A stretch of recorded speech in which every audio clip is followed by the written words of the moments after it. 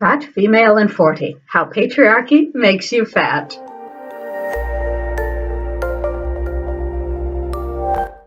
Do you have a belly you can't get rid of? Let's talk about the connections among cortisol, your belly, and the tiger of patriarchy that is always chasing you as a woman. And how you can be like the Hindu goddess Durga and ride that tiger. Did you know that doctors have a rather offensive term that they use behind your back? Fat, female, and 40. That's pretty much when they want to start cutting things out. Stuff you need, stuff that Mother Nature put there because you need it. Stuff like your gallbladder.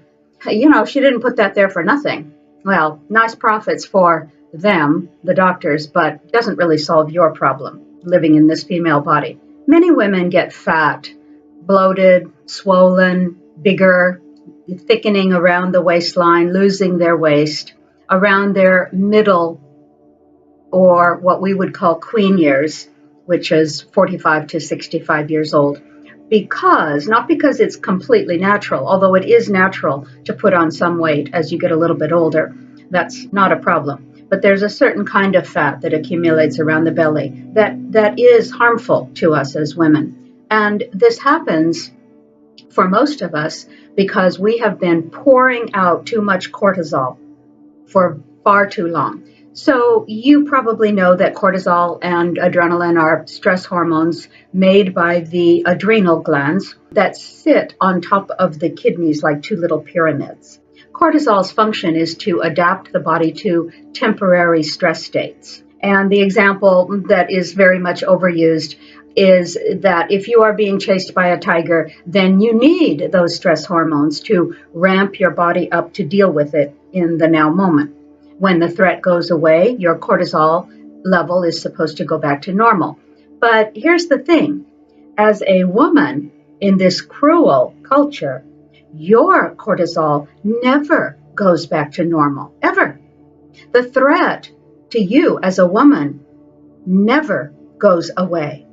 A woman living in patriarchy is always being chased by a tiger. And so far, up until now, you have had to deal with it by fight or flight. And that's just become many women's normal daily state. When you are paid less for the same work than other people called men, that's stressful.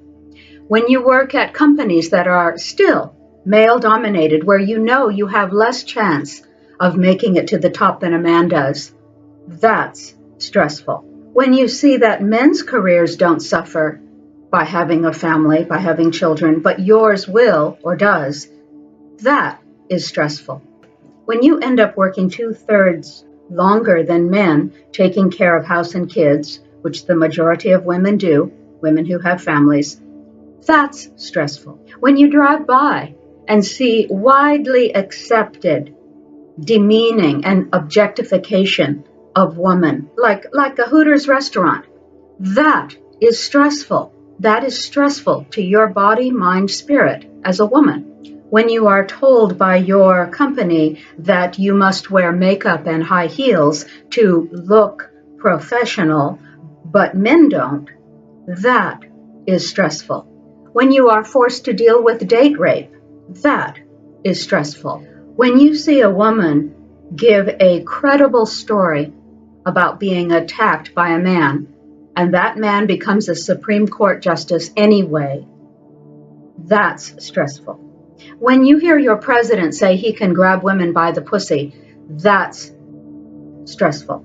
When you see women demeaned by national leaders at the highest level, you know that you are living in an environment of woman-hating all around you, and that is stressful. Our dominator model culture does not support the average human being in any way, so of course men too experience tremendous stress in this culture. But in working to survive in this culture, women experience all the same stresses that men do. And then, because they live in a woman disrespecting and hating environment, we women get to deal with a whole bunch more stress that gets piled on top of the foregoing stress every day.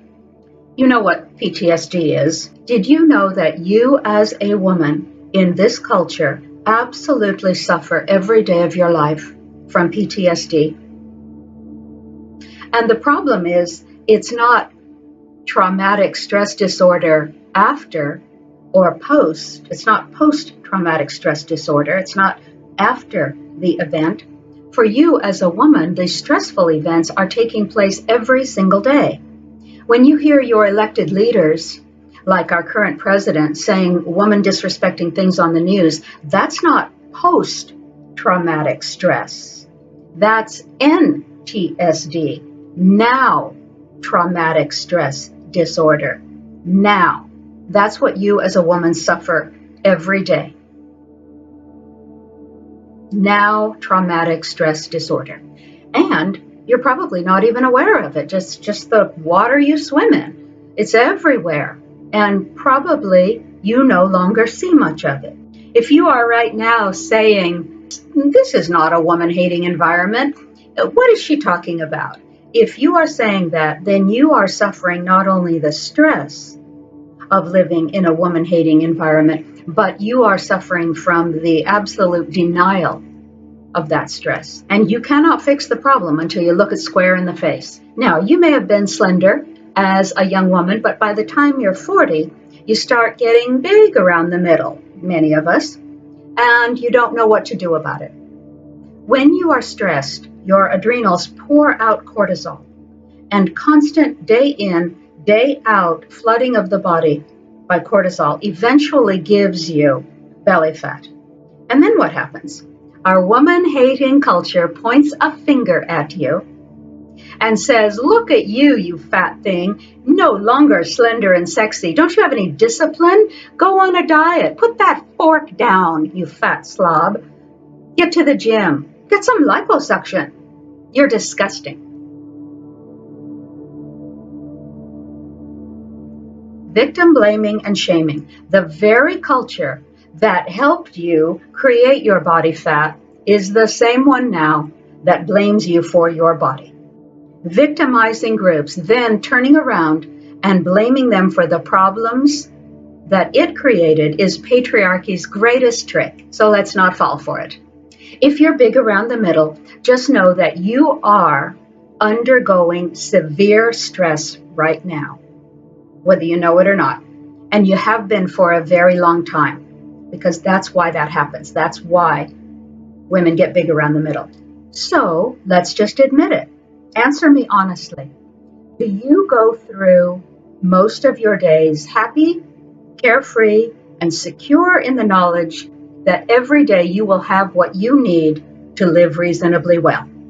Just think about that for a moment. Do you? Because I don't know very many women who do. So let's just admit it. Very few of us do. Very few of us feel that way, feel that secure, that calm, that relaxed, that joyful, that free, that optimistic. Very few of us. That is the world that we live in, a world not created by women, but by average men. That's not really working for women at all. It's actually not working for anybody. So that is the world that we live in, and it is not the natural state of humanity. Ancient matriarchies were not like this. We don't have to live this way. And all stress is cumulative. Your adrenals get stuck in the on position, and you become addicted to the state of being stressed because it feels like home to you and to your body. You know, really, you wouldn't know what to do with yourself if suddenly all stress was removed from your life. Living in a state of stress doesn't just make us fat. Stress is a health hazard in every way. There are so many attacks on the body when it is forced to live in a stressed state that I really don't even have time to list them all here. One issue, though, is digestion. When cortisol is up in the body, digestion goes down. So many women in their middle years suffer terrible digestive issues, and that too is related to the amount of cortisol flooding through their bodies each day. All the autoimmune diseases are related to this. They always start just after an additional major stressor. Arthritis is not a natural result of aging. It is inflammation, which is related to stress. And over time, stress will wear out your adrenals and mess with your cognitive functions too. So people think that stress happens and then it is resolved. But it is not like that for us. The body is like a bucket. Every stress that you experience actually accumulates. Stress is cumulative unless you do something very specific or a set of specific things to release it from the body. By the time you're 40, you probably, living in this culture, have a huge amount of stress piled up in your body from decades of living in a woman-crushing environment. We are not biologically designed to deal with the amount of stress that the average woman experiences in this culture. And doctors say, oh, yes, you're stressed, but they always make it just about you as an individual. They always blame individual events in your life, like divorce or death or being fired or moving too many times or whatever, your relationships, whatever. But they never, ever say, it's your culture. It's your whole culture. Nobody ever says that, but I will. Your entire culture that you have had to deal with since you were born as a woman. Your dysfunctional, cruel, woman-hating culture. So, what to do? Most of us really don't have the option of leaving this stress-causing culture. And even if we were to move to some other so-called developed city, we would encounter the same stressors, basically, because patriarchy is everywhere. We can't even move to an island because those islands are now being washed away by climate change. Patriarchy is everywhere. It's affecting everything. So we have to, number one, recognize what's happening. We women are under great and unnatural stress every day. And then, since we can't immediately depart this dominator model culture, we must, number two, learn how to eliminate our stress reaction, even in the face of continuing stressful conditions. And three, we must continue to work for overturning the current woman-hating system. Women were meant to lead humanity. People always talk about managing stress, and don't think about it in that way as managing stress. That means you are accepting that high levels of stress are going to be present in your life. And it does not actually have to be so, not necessarily. That's a terrible term, managing stress. Who wants to manage stress? No, we want to rid our lives of high levels of stress. Is this even possible? I believe it is. So number one, realize the truth. Let yourself off the hook. Your stress is not your fault. Just really get this one thing, that your stress is not some personal failing, because that's how they always make it seem, that it's some personal failing of yours as a person. You're not some wimpy woman who's so incompetent that she cannot manage her stress, that she cannot figure out how to manage her stress. No. It's your culture, it's not you. The stress you feel is not your fault, but dealing with it is your responsibility. Second, let's turn off cortisol. You must manually turn the adrenals off. How to do that? The parasympathetic nervous system is the system in your body that turns stuff off. Dr. Eric Berg is someone I greatly admire. He's an amazing healer who has a bunch of really great YouTube videos on how to turn off cortisol, how to deal with belly fat, how to make yourself healthier, intermittent fasting, which is a really good thing, and many other things. So check him out. He's a good guy, and you will have to change some things about the way you live, but you can do it, and it's well worth it. Number three, get some space. When your life has no space, your body experiences it as a major stressor. That's why they use it in torture. What is the number one form of long-term torture? The absence of space, putting somebody in a little tiny box where they can hardly move. We are unwittingly being tortured every single day. So get some space. What does that mean? That means regularly going outside and walking in nature with lots of space around you, with lots of visual space to gaze at. The distance of the vault of heaven, the blue sky, the faraway clouds, the twinkling stars, a vista of space. Our ancestresses spent most of their days walking outdoors, both night and day, with lots of space around them. Space all around them, vistas, long views of mountains, savannas, steppes, and valleys to gaze at off in the distance. This is what is natural to humans. Walk on Mother Earth with space all around you. Indoors is the opposite of space. You do not have any space watching TV, looking at your phone, or being on your computer. Doing those things is collapsing the space around you, crowding you energetically. And being crowded energetically all the time is very stressful to your body, mind, spirit. That is why they use this technique to torture people. As you sit at your screen all day for many hours, be it television, a computer, an iPhone, whatever, you are torturing your body. Torturing. I'm not exaggerating. Stop as much of your screen time as you can. Only be on the screen for work. Take a 100% break from social media frequently. Number 4, if you are exercising hard, then stop. When the body is under a lot of stress, hard exercise is actually damaging to the body because the stress prevents normal recovery of the muscles. And so your exercise is actually damaging you if it's quite hard. Just walk 45 minutes a day. Walking is by far the best exercise for someone under stress. Number 5, stop feeding yourself stressful information. Stop watching the news, at least for now. Number 6, sleep is critical to recovering from stress. Go to bed early, by 9:30 or 10 p.m. at the latest every night. And when you wake up, no screens, no news. Go for a walk as the sun is coming up. Number 7, stop eating so frequently. There is a process of the body called autophagy that people are starting to talk about, which means in Greek, eat thyself. The healthy body eats up all kind of bad things that accumulate every day naturally.